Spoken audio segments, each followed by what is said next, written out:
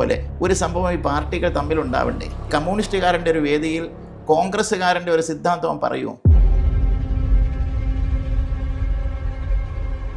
നമസ്കാരം, എല്ലാവർക്കും അമേസിംഗ് റേയിലേക്ക് സ്വാഗതം. ഇന്ന് ചില സാമൂഹ്യ വിഷയങ്ങൾ, കഴിഞ്ഞുപോയ കുറച്ച് വിഷയങ്ങളുണ്ട്, അതാണ് ഇന്നത്തെ ചർച്ചയ്ക്ക് എടുത്തിരിക്കുന്നത്. ഇന്ന് നമ്മോടൊപ്പം ശ്രീ ശക്തി ശാന്താനന്ദ മഹർഷി സ്വാമിജിയാണ്. സ്വാമിജി നമസ്കാരം. നമസ്കാരം. ഈ നമ്മൾ സാമൂഹ്യപരമായി കുറേ വിഷയങ്ങളുണ്ടായിരുന്നു. ഇപ്പം വിഷു കഴിഞ്ഞു, കുറച്ച് ദിവസങ്ങളായി. അപ്പോൾ ഈ അടുത്ത കാലത്താണ് ചില മാനസിക രോഗികളാണ്, അങ്ങനെ മാനസിക രോഗ പട്ടം കിട്ടിയ ഒരുപാട് പേരുണ്ട്. കാര്യം അവർക്ക് പിന്നെ എന്തോ ആവാമല്ലോ, അവർ എന്ത് അവഹേളനം പറഞ്ഞാലും പ്രശ്നം. അത് കൊടുക്കുന്നത് നമ്മുടെ പോലീസ് ഡിപ്പാർട്ട്മെൻറ്റ് അവരാണ് കൊടുക്കുന്നത്. അതപ്പോൾ സർക്കാർ അറിഞ്ഞുകൊണ്ടുള്ള ഒരു കൊടുക്കലാണ്. ഈ ചെയ്യുന്നവരെല്ലാം മാനസിക രോഗികളാണെന്ന് അങ്ങേക്ക് പറഞ്ഞ് മനസ്സിലായെന്ന് തോന്നുന്നു. അതെ അതെ അതെ അതെ അതെ അതായത് നമ്മുടെ നിയമസംഹിതയിൽ ലൂപ്പ് ഹോൾസ് ഉണ്ട്. അത് എവിടെയും ലൂപ്പ് ഹോൾസ് ഉണ്ടാവും. ഏത് സംഭവത്തിലും ഏത് കാര്യത്തിലും ചില ലൂപ്പ് ഹോൾസ് ഉണ്ട്. അതിൽ അതിവിദഗ്ധന്മാരായിട്ടുള്ള കള്ളന്മാർ, അവരെയൊക്കെയാണല്ലോ ഈ ബുദ്ധിജീവികളെന്നും അതെ അവരെയൊക്കെ പോലീസ് ഉദ്യോഗസ്ഥന്മാരെന്നും രാഷ്ട്രീയക്കാരെന്നും ഒക്കെ അതിൽപ്പെട്ട പല ആളുകളുണ്ട്. എല്ലാവരും അങ്ങനെയൊന്നല്ല. അവർ സ്വയം രക്ഷപ്പെടുന്നതിനും മറ്റുള്ളവരെ രക്ഷപ്പെടുത്തുന്നതിനും പല വിഷയങ്ങളും സീരിയസ് ആകുമ്പോൾ അതിനെ ലഘൂകരിക്കുന്നതിനും ഇത്തരത്തിലുള്ള ന്യായീകരണങ്ങൾ കൊണ്ടുവരും. ഈ ലൂപ്പ് ഹോൾസ് കണ്ടെത്തും. അപ്പോൾ അങ്ങനെയാണ് ഇപ്പോൾ ഒരാളിനെ വധിച്ചു, ഒരാൾ പ്ലാൻ ചെയ്ത് ഒരാളിനെ കൊല്ലുകയാണ്. അയാൾ നേരത്തെ കൂട്ടി പ്ലാൻ ചെയ്യുന്ന ഒരാൾ എന്ത് ചെയ്യുമെന്നറിയാം? 1 വർഷം മുമ്പേ 2 വർഷം മുമ്പേ ഇത് ആലോചിച്ചിട്ട് അയാൾ മാനസിക രോഗ ആശുപത്രിയിൽ അഡ്മിഷൻ എടുക്കും. അവിടെ ഒരു മാസം കിടന്നതായിട്ട് അയാൾ റെക്കോർഡുണ്ടാക്കും. അതുപോലെ തന്നെ ഈ പ്രിസ്ക്രിപ്ഷൻസ്, മരുന്നുകൾ വാങ്ങുന്നതിന് അയാൾ മരുന്നും വാങ്ങും. പക്ഷെ അതൊന്നും ഉപയോഗിക്കാതിരുന്നാൽ മതിയല്ലോ. അതെ അതെ കഴിച്ചിട്ടുണ്ടോ ഇല്ലയോ എന്ന് ആർക്കും അറിയില്ല. അങ്ങനെ സ്വയം താനൊരു ഭ്രാന്തനാണ്, മാനസിക രോഗിയാണെന്ന് വരുത്തി തീർത്ത് ആ നിയമത്തിൻ്റെ ലൂപ്പ് ഹോൾസിലൂടെ ഒരാളിനെ കൊല ചെയ്താലും വധശിക്ഷ കിട്ടാതെ രക്ഷപ്പെടാൻ കഴിയും. അതെ അതെ നമ്മുടെ വിഷുവായിട്ട് ബന്ധപ്പെട്ട ചിക്കൻ കഴിക്കുന്ന കൃഷ്ണൻ എനിക്ക് മനസ്സിലായി. ഗുരുവായൂർ ആ ഒരു ഹോട്ടലിന് മുന്നിൽ തുളസിത്തറയിൽ എനിക്കിത് പറയാൻ മടിയുണ്ടെങ്കിലും ആ മുടി, ആ ഭാഗത്തുള്ള മുടി പുഴുതെറിയുക, തുപ്പുക, അവരൊക്കെ ഒടുവിൽ മാപ്പ് പറയുന്നതിന് മുമ്പ് മാനസിക രോഗികളായി മാറി. അത് തന്നെ ഞാൻ സൂചിപ്പിച്ചത്. 1, 2, 3 സംഭവങ്ങളല്ല, ഒരുപാട് സംഭവം. ഒരു രീതിയിലല്ല, പല രീതിയിലും. ഏത് രീതിയിൽ നമ്മുടെ സംസ്കാരത്തെ അധിക്ഷേപിക്കാനും നമ്മുടെ ആരാധനാലയങ്ങളെ ആക്ഷേപിക്കാനും തകർക്കാനും നമ്മുടെ ആരാധനാ കേന്ദ്രങ്ങളിലുള്ള ഹിന്ദുവിൻ്റെ വിശ്വാസത്തെ ഇല്ലാതാക്കാനും എന്ത് വഴിയുണ്ടോ ആ വഴികളെല്ലാം സ്വീകരിക്കുവാൻ തക്ക രീതിയിലുള്ളൊരു റിസർച്ച് തന്നെ ഇവിടെ നടന്നുകൊണ്ടിരിക്കുകയാണ്. അതെ, കാരണം ഇവിടുത്തെ ഹിന്ദു ഇല്ലാതാവുക എന്നുള്ളതാണ്. ഹിന്ദുവിൻ്റെ ശക്തി ക്ഷയിപ്പിക്കുക, അതിന് ഭക്തന്മാരുടെ വിശ്വാസം തകർക്കുക, ക്ഷേത്രങ്ങളുടെ ശുദ്ധി ഇല്ലാതാക്കുക. മനസ്സിലാവുന്നത്? അതുകൊണ്ട് ധാരാളം കാര്യങ്ങൾ ഇവിടെ നടക്കും. ഒന്ന്, മതപരിവർത്തനം ഈസിയാവും. വളരുന്ന തലമുറ ഇതൊക്കെ കാണുകയാണ്.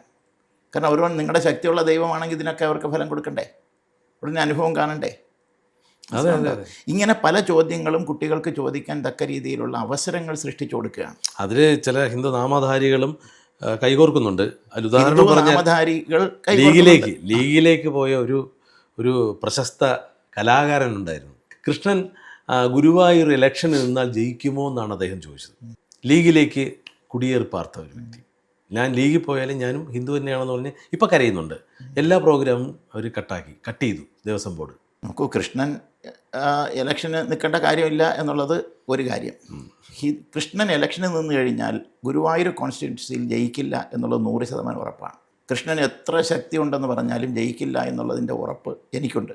ആ ഉറപ്പ് എന്തുകൊണ്ട് എനിക്കുണ്ട് എന്ന് ചോദിച്ചാൽ, ജയിക്കുമോ എന്നുള്ള ചോദ്യത്തിൻ്റെ പിന്നിൽ ഉള്ള ധൈര്യവും അതാണ്. എന്ത്? കൃഷ്ണൻ ഗുരുവായൂരിൽ ഇലക്ഷന് നിന്ന് കഴിഞ്ഞാൽ യാതൊരു മത്സരവും കൂടാതെ തന്നെ 100% വോട്ടും കൃഷ്ണന് കിട്ടുന്ന ഒരു കാലം ഉണ്ടായിരുന്നു. അങ്ങനെ ഒരു അവസ്ഥ ഹിന്ദുവിന് ഈ സമൂഹത്തിൽ ഉണ്ടായിരുന്നു. അവിടെ നിന്ന് അതിനെ മാറ്റിയെടുത്ത് കൃഷ്ണനെ ഗുരുവായൂരിൽ തോൽപ്പിക്കാൻ തക്ക രീതിയിലുള്ള സംഘടനാ ശക്തിയും മതത്തിൻ്റെ ആൾബലവും, മനസ്സിലായില്ലേ, ഉണ്ടാക്കിയെടുക്കുന്നതിൽ ഞങ്ങൾ ജയിച്ചിരിക്കുന്നു. ഇവിടുത്തെ ഹിന്ദുവിനെ ഭിന്നിപ്പിച്ച് പല തട്ടുകളിലാക്കി ഭഗവാൻ കൃഷ്ണൻ ഇലക്ഷനിൽ നിന്നാൽ പോലും തോൽപ്പിക്കുന്നതിന് തക്ക രീതിയിൽ ഞങ്ങൾ വിജയിച്ചിരിക്കുന്നു. അതെ അതെ, ശക്തരാണ് ഞങ്ങൾ. ആ തന്ത്രത്തെയാണ് നമ്മൾ എതിർക്കുന്നത്. അല്ലാതെ നമ്മൾ മുസ്ലിമിനെ അല്ല എതിർക്കുന്നത്, അല്ല. നമ്മൾ ഈ നിരീശ്വരവാദി പാർട്ടികളെ അല്ല എതിർക്കുന്നത്. അതെ. ഇവിടുത്തെ വിശ്വാസി സമൂഹത്തെയും ഇവിടുത്തെ ഈശ്വര സങ്കല്പങ്ങളെയും ചെറുത്ത് തോൽപ്പിച്ചുകൊണ്ട് എങ്ങനെയാണ് ഞങ്ങൾ മുന്നേറുന്നത് എന്ന് അഹങ്കാരത്തോടു കൂടി ഇവിടുത്തെ ഹിന്ദുവിൻ്റെ മുഖത്ത് നോക്കി പറയുന്ന ആ ഹുങ്കുണ്ടല്ലോ, അതിനെയാണ് നമ്മൾ നേരിടേണ്ടത്. ഇത് ഇവിടുത്തെ മാത്രമല്ല.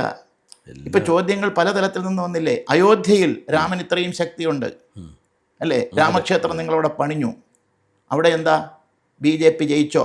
BJPയുടെ MP എന്തുകൊണ്ട് അവിടെ ഉണ്ടായില്ല എന്നൊരു ചോദ്യം വന്നു ഇല്ലേ? പക്ഷേ നമ്മൾ ആലോചിക്കേണ്ട ഒരു കാര്യം, അവിടെയും രണ്ട് കാര്യങ്ങളാണ് നമുക്കിത് പറയേണ്ടി വരുന്നത്. ആ അയോധ്യ എന്ന് പറയുന്ന നിയമസഭയാണെങ്കിൽ അല്ലെങ്കിൽ അസംബ്ലി സീറ്റാണെങ്കിൽ അവിടെ ഭൂരിപക്ഷം തന്നെയാണ് കിട്ടിയിരിക്കുന്നത് BJP. അതെ. ലോക്സഭാ ഇലക്ഷൻ നോക്കിയാൽ അയോധ്യ അസംബ്ലി നോക്കിക്കഴിഞ്ഞാൽ തീർച്ചയായിട്ടും അവിടെ ഏറ്റവും കൂടുതൽ സീറ്റ് കിട്ടിയിരിക്കുന്നത് BJPക്ക് തന്നെയാണ്. പിന്നെ ലോക്സഭ പാർലമെൻറ്റ് സീറ്റ് എന്നുള്ള നിലയിൽ വരുമ്പോൾ എന്തുകൊണ്ട് കിട്ടിയില്ല എന്ന് ചോദിച്ചു കഴിഞ്ഞാൽ, ഒന്ന്, ആ അയോധ്യ എന്ന് പറയുന്ന ജില്ലയിൽ തന്നെയാണ്, സ്ഥലത്ത് തന്നെയാണ് ഫൈസാബാദ് എന്ന് പറയുന്ന ഒരു സ്ഥലമുള്ളത്. അവിടെ 99% മുസ്ലിമാണ്. പക്ഷേ ഈ മുസ്ലിം എല്ലാം ഹിന്ദുക്കളായിരുന്നവരായിരുന്നു എന്നുള്ളതാണ് നമുക്ക് പറയേണ്ട ഒരു കാര്യം. ഒരു കാലത്ത് മനസ്സിലായില്ലേ?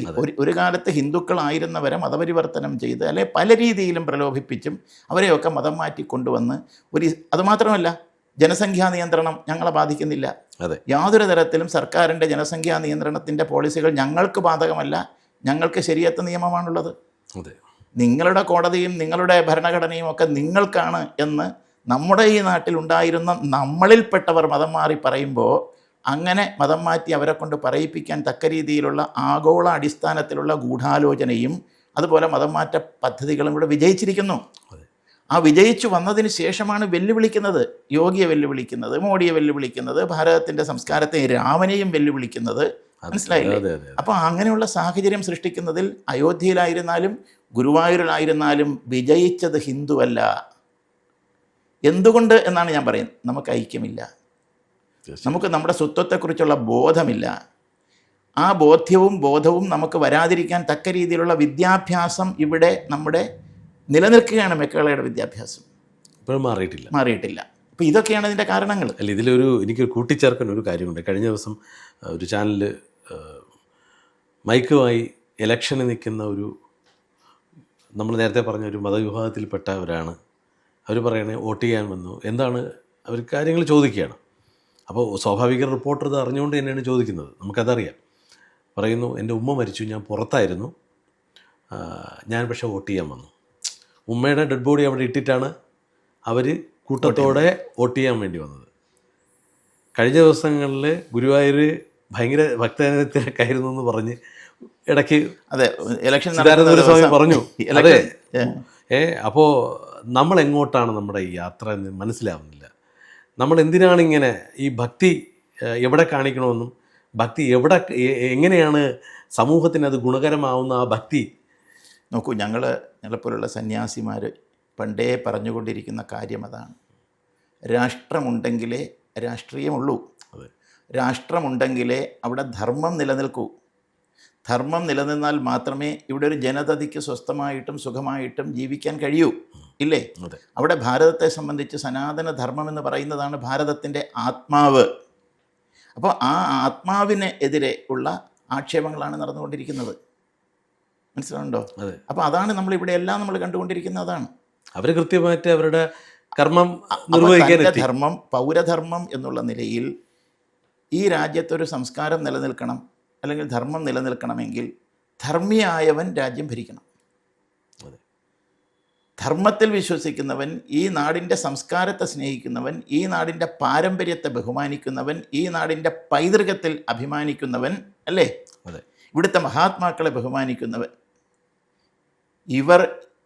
ഇത്തരത്തിലുള്ള ആളുകൾ ഭരണ കസേരകളിൽ സാരഥികളായി വന്നാൽ മാത്രമേ നമുക്കും നമ്മുടെ പിള്ളേർക്കും നാളെ സ്വസ്ഥമായി ജീവിക്കാൻ പറ്റൂ എന്നുള്ളൊരു ബോധമില്ലാത്ത ഏക വിഭാഗം ഇവിടുത്തെ ഹിന്ദുവാണ് എന്ന് പറയാൻ എനിക്ക് യാതൊരു മടിയുമില്ല. നമ്മൾ മറ്റുള്ളവരൊന്നും പറയേണ്ട കാര്യമില്ല. എത്രത്തോളം ബോധവാന്മാരാക്കാൻ ശ്രമിച്ചാലും ശരി, അവർ ബോധവാന്മാരാകാതെ പോകുന്നതിനുള്ള പല കാരണങ്ങളെന്ന് പറഞ്ഞാൽ ഇപ്പോഴും ഇവിടുത്തെ ഹിന്ദു അല്ല ക്രിസ്ത്യാനി മുസ്ലിം സ്വസ്ഥരാണ്.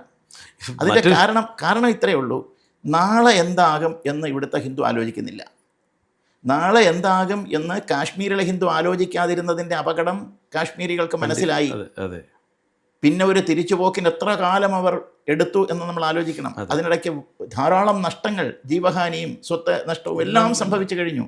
അതേ രീതിയിലൊന്നും തിരിച്ചു കൊണ്ടുവരാൻ കഴിയുമെന്ന് ഞാൻ വിചാരിക്കുന്നില്ല. കാരണം എന്താ, നാളത്തെക്കുറിച്ച് ചിന്തിക്കാതെ ഇന്നത്തത് മാത്രം കണ്ട് ആസ്വദിച്ച് മതിമയങ്ങി ഇങ്ങനെ ജീവിക്കുന്ന ഹിന്ദുവാണ്, അവന് പ്രശ്നമൊന്നുമില്ല എന്ന് വിചാരിക്കുകയാണ്. അതല്ലേ പറയുന്നത്. നമുക്ക് ഒരാളിന് ഒരു ദിവസം അവർ ചിരിച്ചുകൊണ്ടിരിക്കുകയാണ്. ചിരിച്ചപ്പോഴൊന്ന് ചുമച്ച് ഒന്ന് തുപ്പേണ്ടി വന്നു. തുപ്പിയപ്പോഴാണ് കാണുന്നത് രക്തം. അപ്പോൾ ഭയമായി. ഡോക്ടറെ അടുത്തെത്തി. പരിശോധിക്കുമ്പോഴാണ് ഇയാൾക്ക് ക്യാൻസറാണ് എന്ന് ബോധ്യം വരുന്നത്. ക്യാൻസർ 4ാമത്തെ സ്റ്റേജിലുമാണ് അല്ലേ? അതെ. പിന്നെ ചികിത്സിച്ചിട്ടും യാതൊരു ഫലവുമില്ലാത്തൊരവസ്ഥയിലേക്ക് എത്തി. ഇവിടെ ഹിന്ദുവിൻ്റെ അവസ്ഥ അതാണ്. ഹിന്ദു ഇങ്ങനെ ചിരിച്ചുകൊണ്ടിരിക്കുകയാണ്, മനസ്സിലായി, സുഖിച്ചിരിക്കുകയാണ്.